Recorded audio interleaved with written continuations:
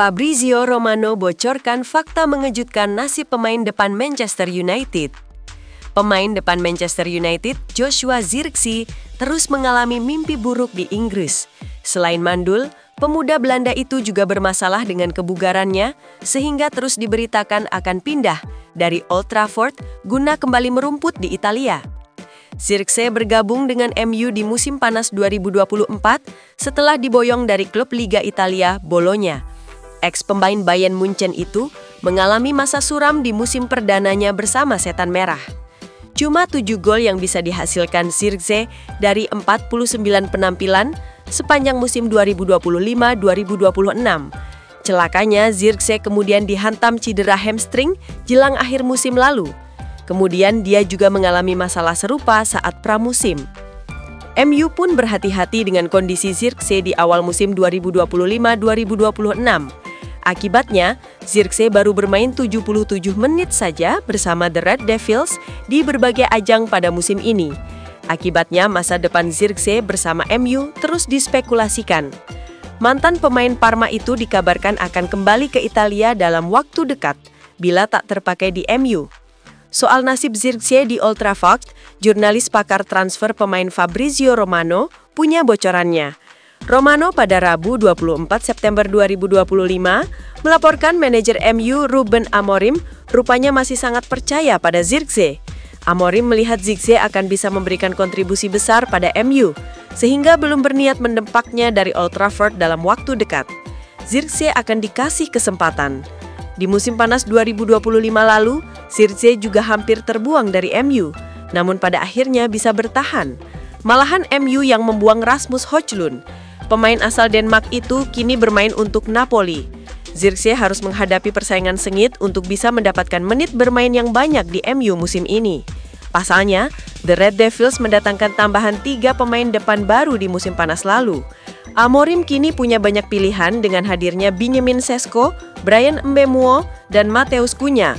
Belum lagi MU masih punya Amad Diallo Traore dan Mason Mount yang juga bisa dimainkan di lini depan.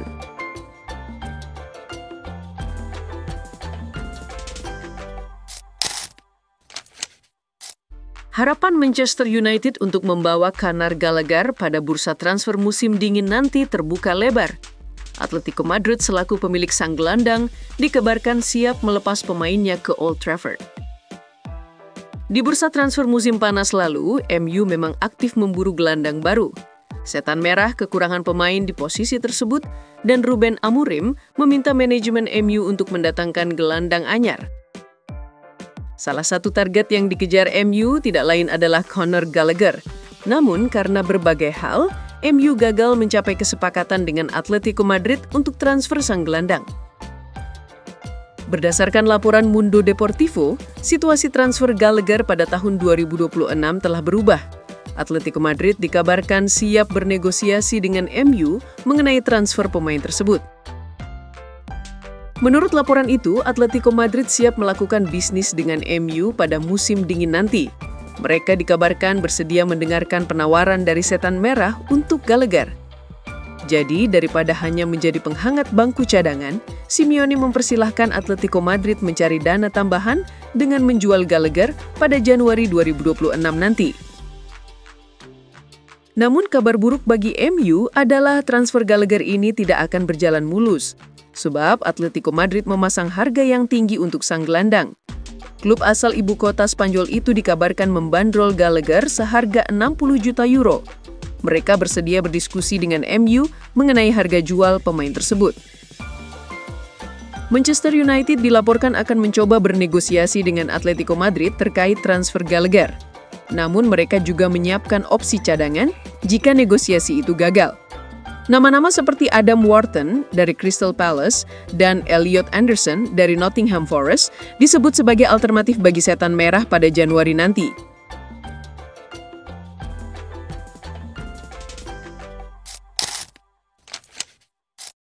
Ruben Amorim menatap bulan-bulan terakhir, nama calon penggantinya lebih menarik.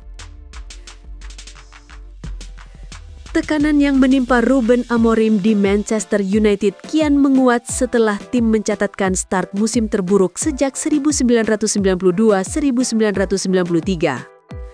Kemenangan 2-1 melawan Chelsea memang memberikan napas lega sementara, namun spekulasi mengenai masa depannya tetap bergulir. Amorim dinilai belum berhasil menghadirkan konsistensi permainan meski telah didukung skuad berisi pemain-pemain bintang. Kondisi ini memicu munculnya berbagai nama kandidat pengganti apabila United benar-benar mengambil keputusan drastis. Salah satu figur yang kini mendapat sorotan adalah pelatih Crystal Palace, Oliver Glasner. Penampilan mengesankan Palace di awal musim ini membuatnya disebut sebagai opsi ideal oleh mantan kiper United, Ben Foster. Dalam podcast Foscast, Foster memandang Amorim hanya memiliki waktu terbatas untuk memperbaiki situasi. "Saya pikir dia hanya punya beberapa bulan," ungkapnya. "Kalau nanti masuk periode buruk, kalah 3 atau 4 laga berturut-turut, mereka akan bilang, sudah cukup, ini tidak berjalan," lanjut Foster. Dia menambahkan bahwa United masih terlihat kesulitan memperlihatkan permainan yang solid dan padu. Menurut Foster, hal tersebut menjadi indikasi jelas bahwa permasalahan terletak pada kemampuan pelatih.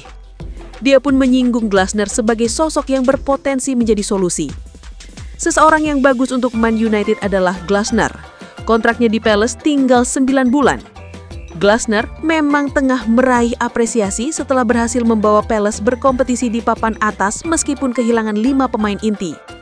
Saat ini, timnya berada di posisi kelima klasemen Premier League. Namun Foster juga mengingatkan potensi kendala dari gaya bermain Glasner. "Kekhawatiran saya hanya satu, United sudah muak bermain dengan 3 bek. Kalau Glasner datang dan bilang pakai 3 bek lagi, mereka mungkin tak akan terima," jelasnya. Selain Glasner, beberapa nama lain juga masuk dalam bursa taruhan sebagai calon pengganti Amorim. Di antaranya terdapat Andoni Iraola, Gareth Southgate, Marco Silva, dan Mauricio Pochettino.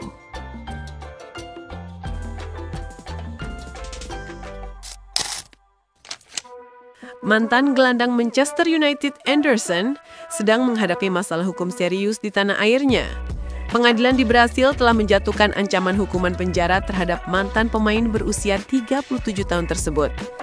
Ancaman itu muncul karena Anderson belum melunasi utang nafkah anak yang mencapai 142.000 pounds atau setara dengan 3,1 miliar rupiah. Jika tidak membayar, ia harus mendekam di balik jeruji selama 30 hari. Keputusan pengadilan ini sebenarnya telah disampaikan kepada Anderson pada awal September 2024, tetapi baru terungkap ke publik belakangan ini. Sang ex-pemain internasional Brasil sendiri belum memberikan pernyataan langsung. Selain masalah nafkah anak, Anderson juga sedang diselidiki terkait kasus pencucian uang senilai 4,7 juta pounds melalui cryptocurrency. Berikut adalah rangkuman perjalanan karir dan masalah yang membelit mantan Golden Boy tersebut.